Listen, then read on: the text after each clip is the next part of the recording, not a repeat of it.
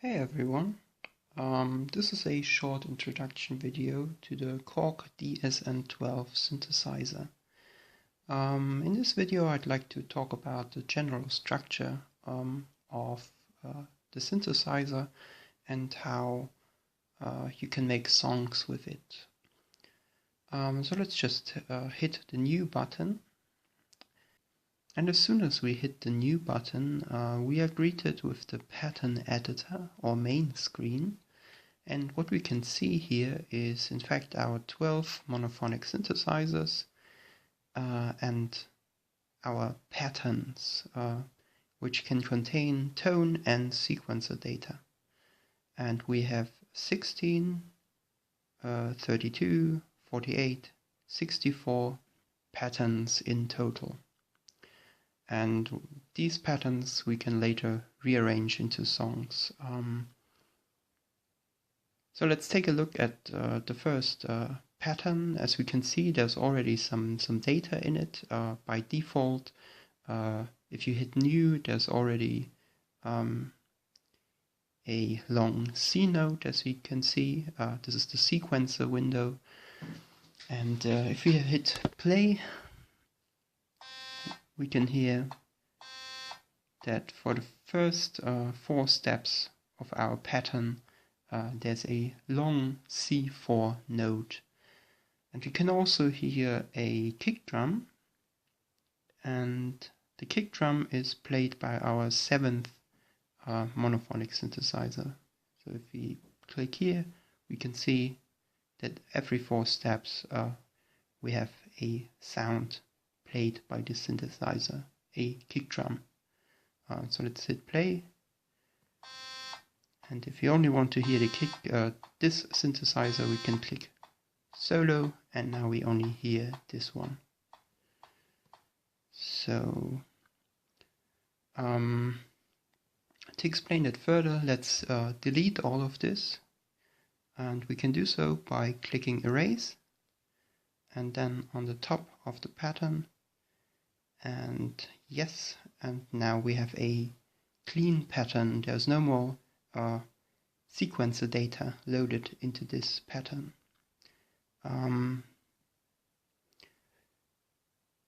But there's still tone data. By default, I think the synth 7, 8, 9 and 10 already carry some standard drum sounds. We won't worry about that for now. Let's just see with what we can do with our with one of those synthesizers. So as you can see, we now have a empty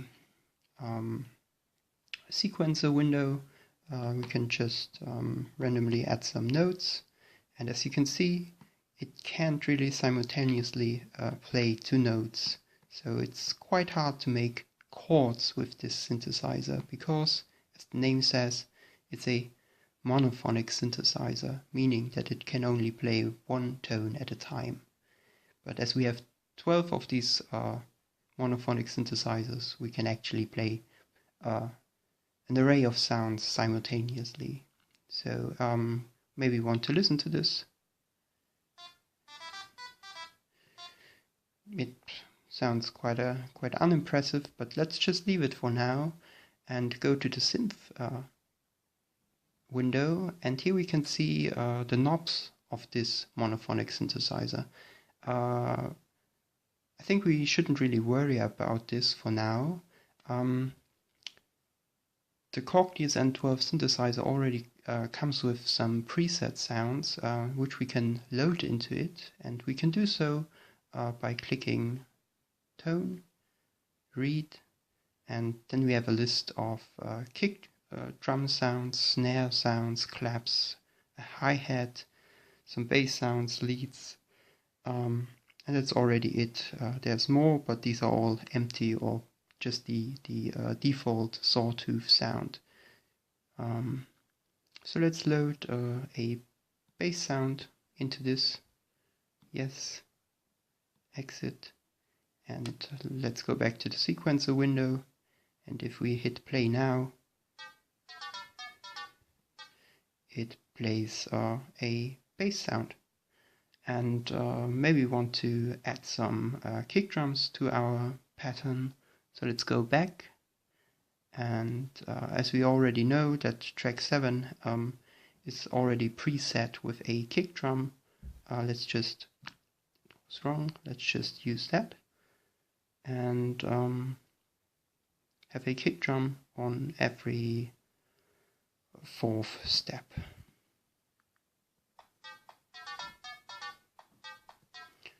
So we now maybe also want to add a snare sound. I think by default it's on track 8 or the 8th synthesizer. Let's just test that out. We can go to synth, and if we hit the B button, it will preview that sound. So we may want to manipulate something and preview it, and we can hit B to do so. We maybe also want to play our tone on the keyboard. There's a keyboard. It won't do too much with the snare drum sound, but I think it's good to know. So synth, sequencer, and let's just have a snare drum on every 8th step.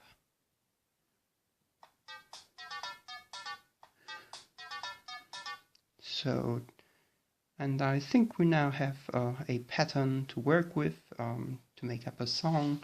Of course, this doesn't sound too impressive, but that's just for introductory purposes.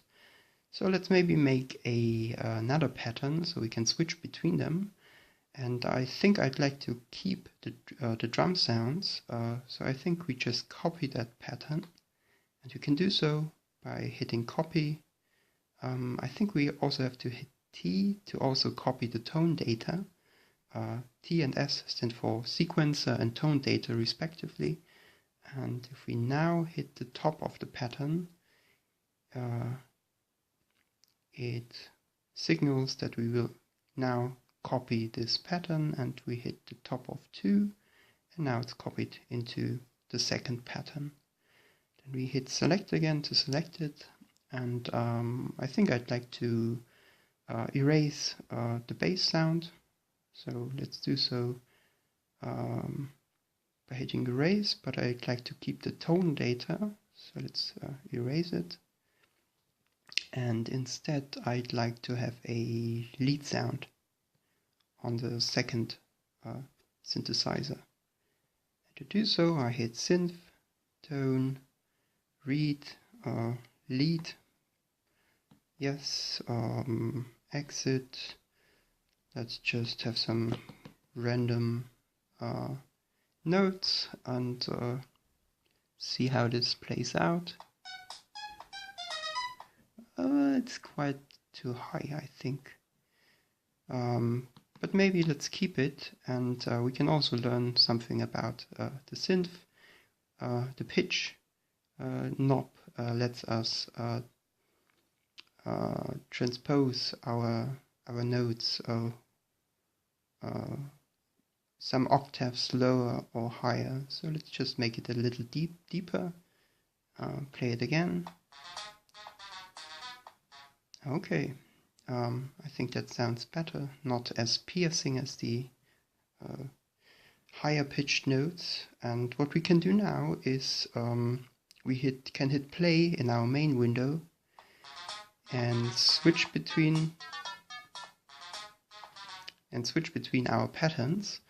But as you can hear, it switches immediately, and I think most of the time you don't want to switch immediately, so you can press the lock button, and now it will let the previous pattern play out before switching.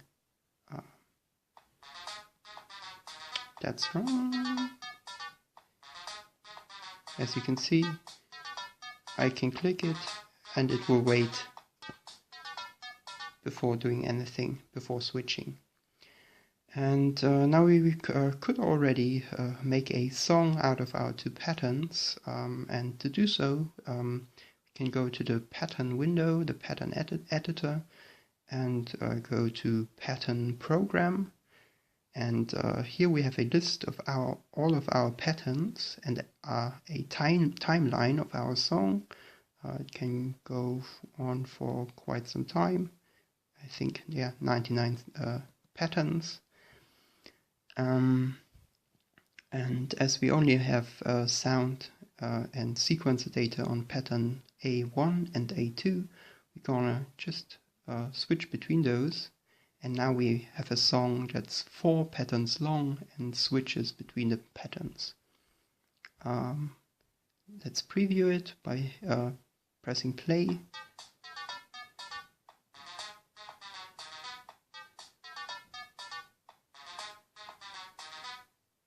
And as you can hear, it just plays the switches automatically.